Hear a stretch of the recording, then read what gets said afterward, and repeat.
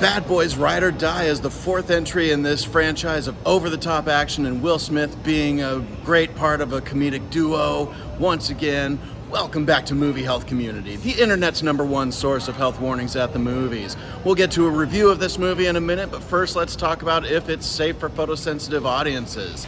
The answer is no. Bad Boys Ride or Die is not safe for photosensitive audiences.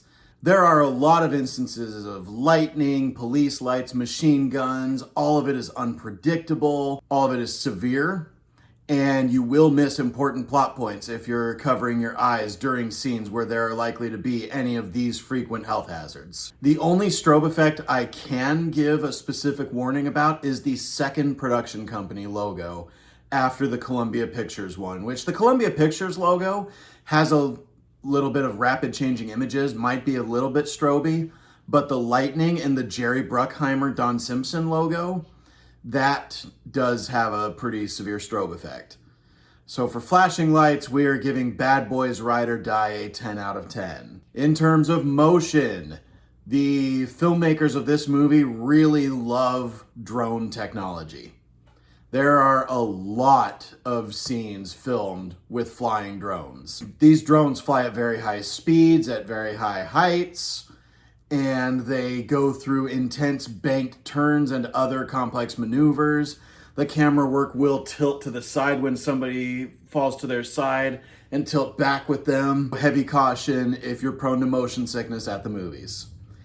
In terms of mental health, early in the movie, somebody has a nervous breakdown that results in them standing on a very high ledge. Throughout the movie, one person has panic attacks. Somebody has a heart attack near the beginning of this movie, and the depiction of this heart attack, along with the panic attacks, can be pretty visceral. There is a brief flashback to a torture scene, little bit of warning that that's about to happen. There is some kidnapping that happens in this movie, which is a trigger that we've been asked to speak about whenever it happens. Now, is this movie any good? I feel like I've fallen into the habit that whenever I see a new franchise film, and because I'm still so new on YouTube, I tend to talk about the other movies in the franchise before I talk about the movie at hand.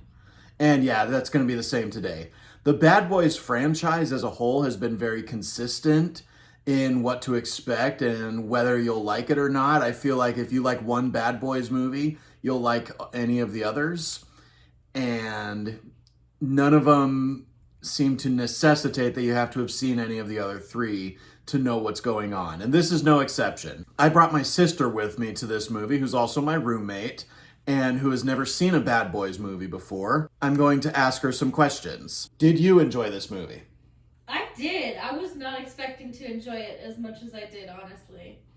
Surprisingly good. Knowing that this franchise is very consistent, would you turn down the opportunity to watch one of the previous Bad Boys movies? Probably not. It kind of makes me want to go back and watch the first one. So I just liked the dynamic and the chemistry between the two leads. I thought that was really fun.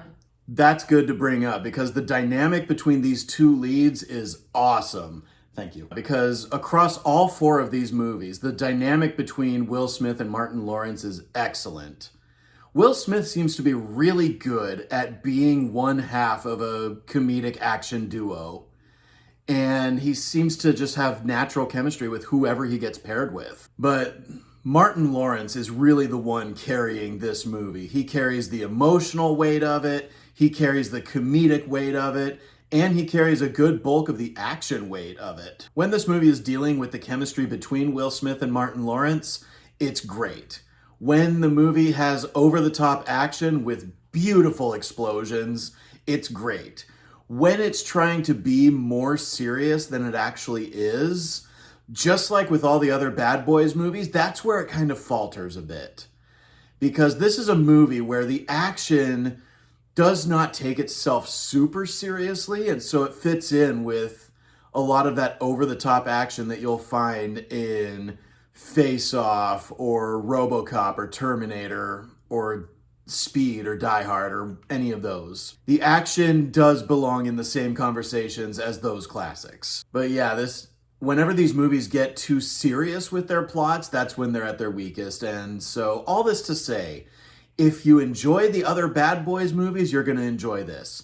If you didn't enjoy the other Bad Boys movie, this is probably not going to sell you on watching more of them. I am going to give Bad Boys Ride or Die an A. And then, of course, I'll say the obvious thing that I'm sure all the other reviewers are saying, which is that obviously when they made Bad Boys for Life in 2020, they didn't know that they would be making a Bad Boys 4. Otherwise, I'm sure this one would have been called Bad Boys 4 Life. Thank you so much to our readers on Tumblr and Facebook. And as always, an extra special thanks to our patrons over on our Patreon page, whose names are scrolling on the screen like credits right now. As a reminder, nothing produced by Movie Health Community is medical advice, nor has any of it been reviewed by any medical professionals. Be sure to leave a like on this video, hit that subscribe button, hit the bell icon if you want to be notified when we post new videos, and leave a comment if you have anything to add to this discourse, especially if you disagree with anything I've said. We love hearing from you. And as always, stay safe at the movies.